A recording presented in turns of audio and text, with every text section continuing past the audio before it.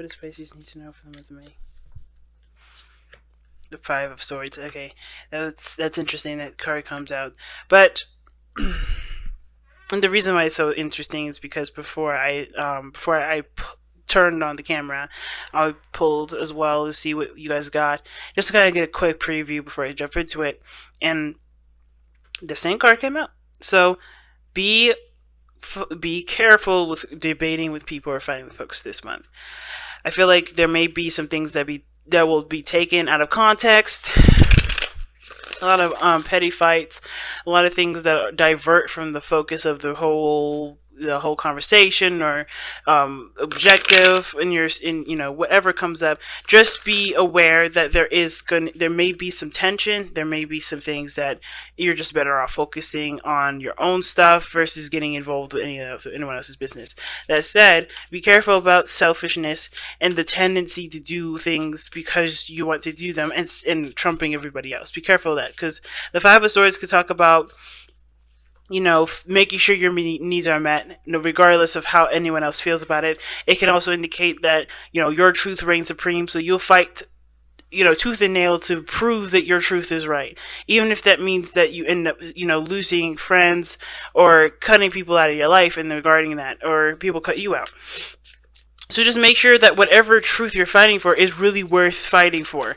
And that's something that can, that doesn't necessarily need to make or break a friendship, but will if pushed too hard, okay? So why do we have the Five of Swords coming up, though? The Five of Swords could be a warning. We could also lose something in the month of May, but we could also gain some sort of understanding of what was lost by, from the month of May. So everything has its purposes and its benefits, but let's see why. Why does the Five of Swords come up for Pisces for the month of May? Okay. Oh, the Six of Pentacles. Oh, geez. Okay. What else can you tell us about that Six of Pentacles there? This balance. The Queen of Swords. Alright, so you may be dealing with a Libra, Gemini, Aquarius. But this person is like... it's weird. It's like this person kind of gives this vibe that they're always right, and probably when they're not. And I feel like it's to do with some sort of give and take scenario. I think somebody either been taking a lot in the relationship or hasn't been giving enough, and the dynamic is that somebody now has to look out for themselves because the dynamic is off. Somebody's not, putting in enough effort into the relationship or putting enough effort into work. Somebody's slacking in some area, and you have to just kind of focus on your own work. You don't focus on nobody else, because this situation looks like somebody's trying, not necessarily intentionally sabotaging you. With the Queen of Swords could be very ruthless and very brutal, and with the Five of Swords being a ruthless, brutal energy anyway, that combination kind of does worry me. So be very careful. Now, this could also indicate this is you, Pisces. This can indicate that you may be being really aggressive, or you're just kind of, you're cutting out the middleman. You're just going to make sure that you get what you need and just screw everybody else because no one else is considering you. No one's looking out for you. Be careful of that kind of tendency. Just focus on what your needs are without having to, be so aggressive in regards to cutting someone else out or making such a huge scene. But I kind of have a feeling that you already had an argument or some sort of fight with somebody with the Queen of Swords, someone that was, very sharp with their tongue, not very tactful. But the Queen of Swords is usually a Libra, so in regards to that, there could have been some small tact, but how this situation looks like it's going, it was pretty brutal. So it kind of looks like what you may need to know is that there is some sort of argument or some sort of fight that you guys are going to be encountering with somebody, and it's a verbal fight. I don't think it's a physical. And it could be with you, your partner, your friend, your coworkers. It could even be someone close to you. But this person is being super defensive here. The Queen of Swords is usually someone that has a hard time trusting people. And when the Five of Swords comes up, someone that has Five of Swords coming up with the Queen of Swords, they look out for their own interests, and they don't really trust people. So they do things on their own. So you may end up having to try to build trust with somebody that has seriously bad trust issues. Okay, so it may be that too. It doesn't mean that you necessarily have to have a fight. Don't let them string you into a debate or a fight that is completely outside of what the main objective is, though. Like I said before, be careful of that kind of argument. So be careful of that sort of combativeness, because that is not going to help you get anywhere. It's just going to cause more problems, and the situation will ripple into some sort of, to a beautiful chaos. So be careful of that.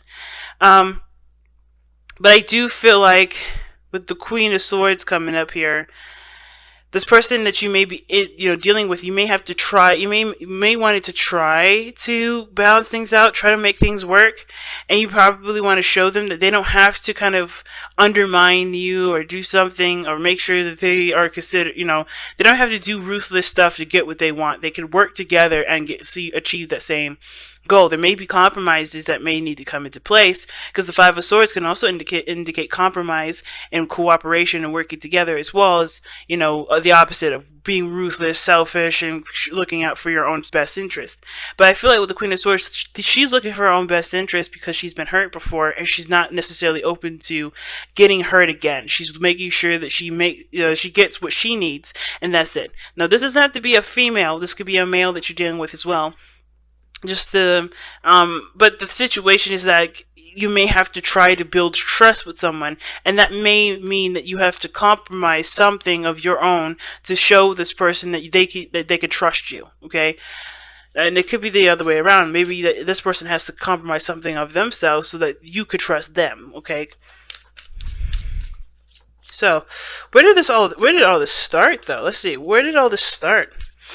Where is this coming from? Why is this coming up? Where is this coming from?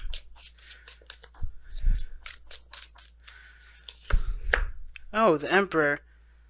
This coming from the Emperor. Somebody is super stubborn or super controlling in the relationship. That's where it's coming from. Somebody was being super controlling, and they weren't compromising or working with anybody in the relationship. They were just their way of the highway, and that's it. So now it's kind of caused a ripple effect where somebody is not interested in hearing what anyone else has to say. They're getting what they want, and they're not having it. Now, it could have been that someone else was extremely controlling, and now this person is retaliating, or or it could be that the same person that's being stubborn can't get their way anymore, so now they're doing anything everything that they can to make something happen. Okay. Why is the Emperor coming up to explain why all this is coming up? Because of the Six of Cups. Now, something tells me that they lost something that made them happy, because the Six of Cups is usually the past, and it doesn't necessarily mean that you lose something, but the Six of Cups is something that reflects on a time of innocence. So someone became harder because of some sort of instance in the past, or because of something that from a situation that was once nice. I think they've hardened up from a situation that made them happy at one point. Okay. And I feel like this past energy is what's made them so hard to negotiate, hard to work with, hard to deal with. But I think they don't mean to be overbearing. I think they want to make sure that they don't get hurt like that again, which is why this dynamic is so off, and why there may need to be compromises on your part or on their part, depending on who's the one that made this person. Either it could be no one in the relationship to blame at all, but it's just about extending an olive branch sometimes too. How is this impacting the relationship specifically?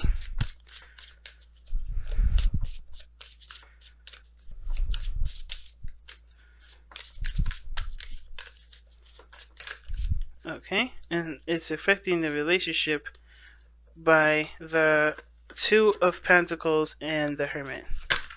It's a lot of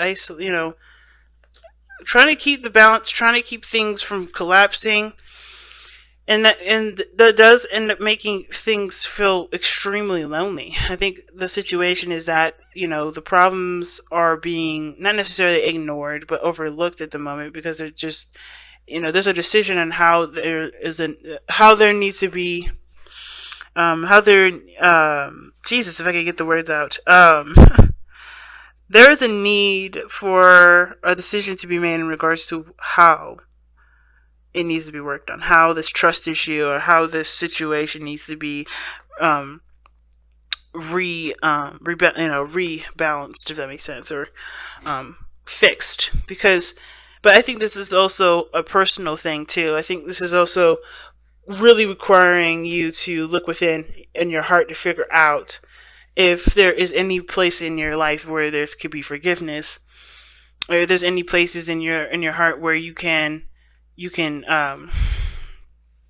compromise something to show, to show that you are willing to either commit to moving forward or so forth.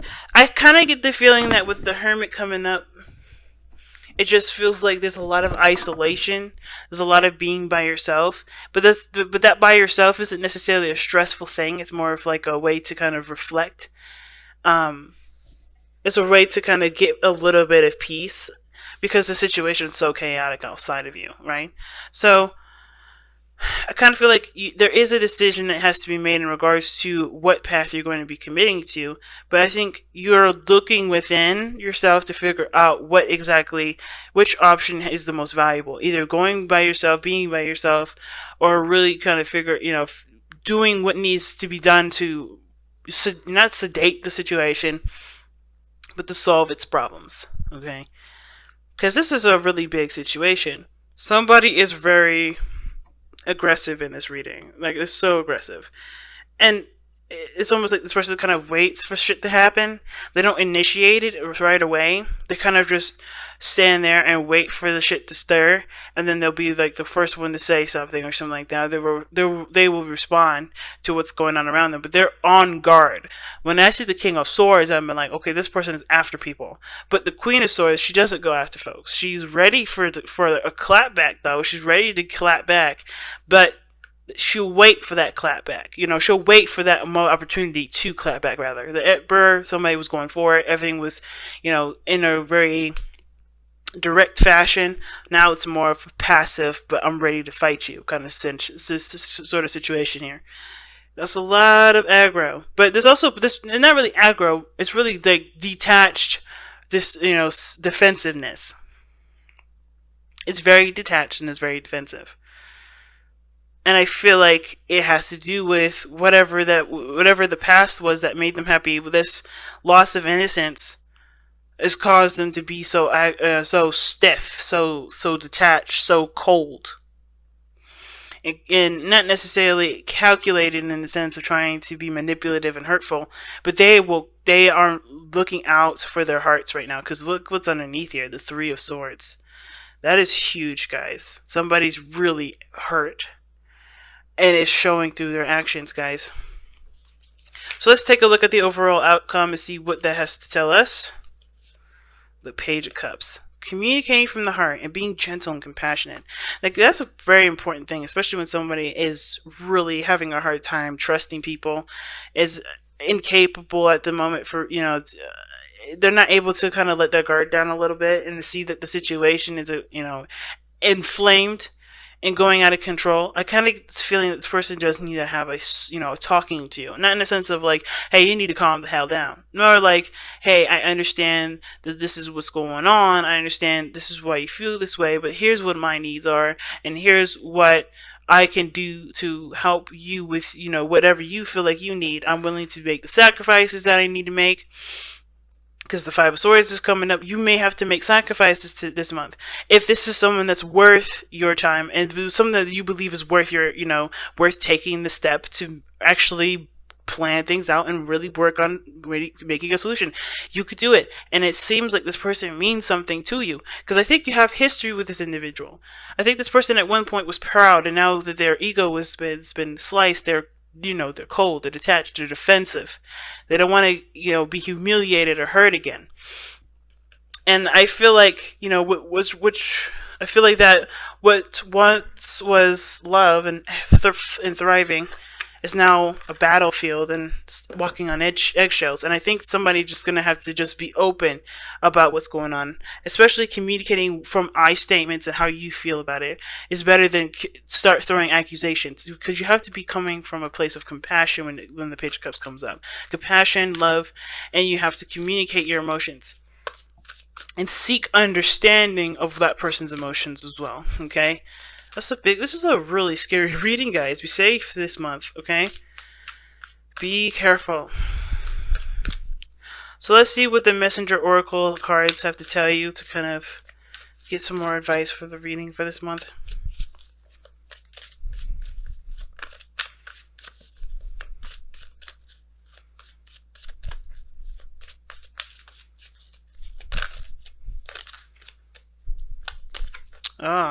Nourish the soul, and the Hermit did come up. Nourish the soul is such a good card to get with this because with Hermit energy, that's talking about giving time and space for yourself to kind of understand and digest the circumstances around you, and as well as prepare yourself for the challenges that come up. The Hermit is only looking at what he's been through and healing the past, so he can take on the Wheel of Fortune that comes in and later on. He is the 9th card in the Major Arcana, after all. And I feel like right now there is you have to see this from within yourself. I feel like some of you guys may be really triggered and maybe even really hurt by this person. But remember, this person is trying to protect themselves. And if this is you being very aggressive, understand that the other person is experiencing your aggression or experiencing your defensiveness. And perhaps it's easier to be more, to consider your emotions and consider why you're in pain and really communicate what's been going on with you and talk about what boundaries need to be put in place so that way you can bring your sword down, versus continuously trying to, wait for something bad to happen, because it doesn't have to happen. Nothing bad has to happen. Nothing, terrible has to happen. There is a compromise that needs to, come about, but it'll bring better cooperation and it'll balance the relationship out a lot better. But it takes time. And with nourishing the soul, you have to honor what you're feeling. You have to honor and accept and acknowledge what you're feeling and understand where it's coming from. And not that, and remember that everyone that's around you is not out to get you, okay? Because I think that's another big thing I'm seeing. It's not you against the world. It doesn't have to be you against the world. I know it can feel that way, especially when people have backstabbed you, when they've hurt you, and they betrayed your trust. But that was that person. Not everyone is that person. It's going to take some time to heal from that and to understand that that's not how the world is. That's not everyone, right? That's not how everyone is. And I feel like it's going to take time, but you have to be willing to work on it. And it starts by giving yourself compassion and looking at your situation and giving yourself the understanding and nourishment that your soul needs.